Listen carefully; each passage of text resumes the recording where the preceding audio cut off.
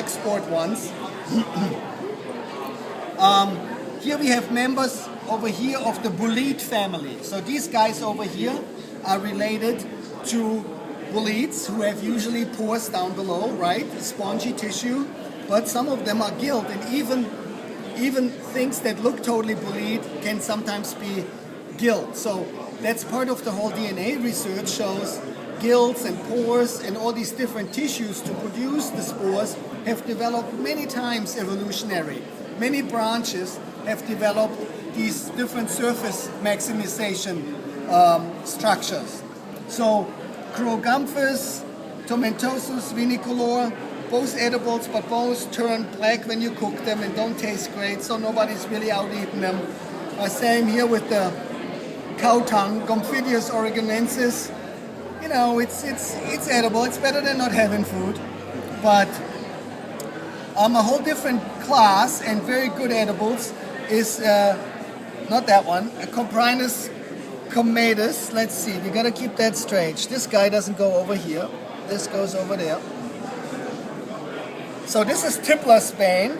That when you drink alcohol and eat the mushroom within a day, 2 or 3 days, for some people, you feel really wickedly sick because it has an enzyme that blocks, or it has a toxin that blocks your enzyme that neutralizes the alcohol in your stomach. So with that, having eaten the Tipler's bane or the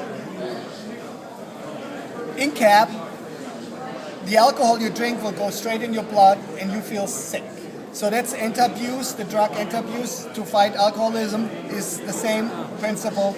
And I heard in Italy after the war, when they had very little wine, they would eat a little bit of the mushroom and then take a tiny bit of red wine and be drunken already. Yeah. So just don't drink a whole cup of red wine, because then you feel miserable. And very tasty is the shaggy mane, easy to recognize, conical, shaggy like the shaggy parasol, but a conical head. And when it gets old, it will liquefy. Then you don't want to eat it. You want to eat it when it's all white. You have to eat it as soon as you find it, basically, because it will liquefy. But you gotta make sure you pick it in sites that are not polluted. Especially the caps here, the shaggy manes and the Agaricus and puffballs can take up heavy metals and accumulate them to a degree no fish will do. So they're real specialists, and you can use them to clean up the environment, to have them concentrate the heavy metals, and then of course you will need the mushroom, right? So you gotta be careful where you pick the mushroom. The same applies picking mushroom in your neighborhood. If you have one of these neighbors who put all these salmon toxins on their lawns because they have the idea a lawn should be only one species of grass and they don't understand how environment works. You know, the more diversity you have, the stronger ecosystem becomes, and they fight everything to the teeth. You don't want to pick your mushrooms in such a yard, because the mushrooms will accumulate the toxins. The worst are golf courses. I mean, many of the golf courses are just toxic dumps where people put so much herbicides and stuff and fungicides because they can't coexist with a mushroom in there. Don't eat mushrooms on a golf course. I heard from people who got really badly poisoned by eating some choice edible Agaricus and got wickedly sick, and the golf course even advertised that they would do, green management. Well, yeah, but these mushrooms were keeping growing there, so we applied some fungicides. And the guy ate it and was really sick. So be very careful where you get your stuff. So also in this group, you would have in the black sport, you would also have your psychedelic mushrooms, but none out yet. With the rains, I'm sure they will come. And if you're out there to find psychedelic mushroom, the key thing is dark sport, little brown mushrooms, blue staining. No blue staining, no psychoactivity. So some people kill themselves.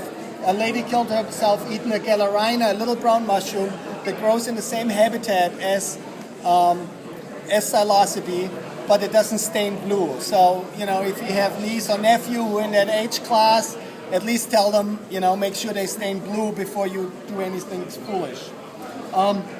Agaricus is the same genus as your button mushroom or the white mushroom you get in the supermarket, and to recognize them is pretty easy as a genus because they start with white or pink gills and they go to chocolate brown.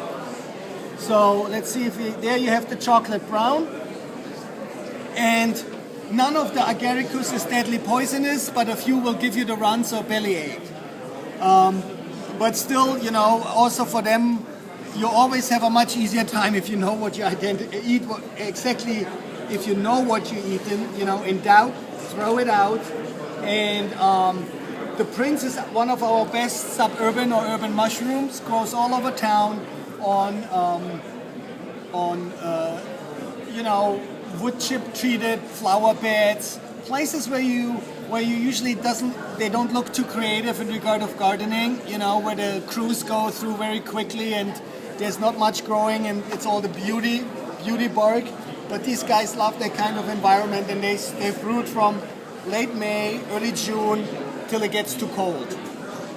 They don't like it as cold. Are they normally cracked? No, this is all the drought phenomena. A little cracking, usually it's scaly, it is staining red. Easy to identify. Almond, very strong almond scent. Staining red and scaly cap and scaly stem. So it's one of our top 5 suburban mushrooms. And the only thing you have to worry about is the heavy metals. So don't overindulge. Once I learned about the heavy metals, I had a map for Kirkland with 18 spots where I found them. Yeah. Because when they fruit, it happens often to be at the same time and then the maggots come. So the maggots are the big competitors here. Besides the lawnmowers, well, they're not so much in the lawn, they're in the wood chips. But anyways, so don't overindulge. Most people who look at the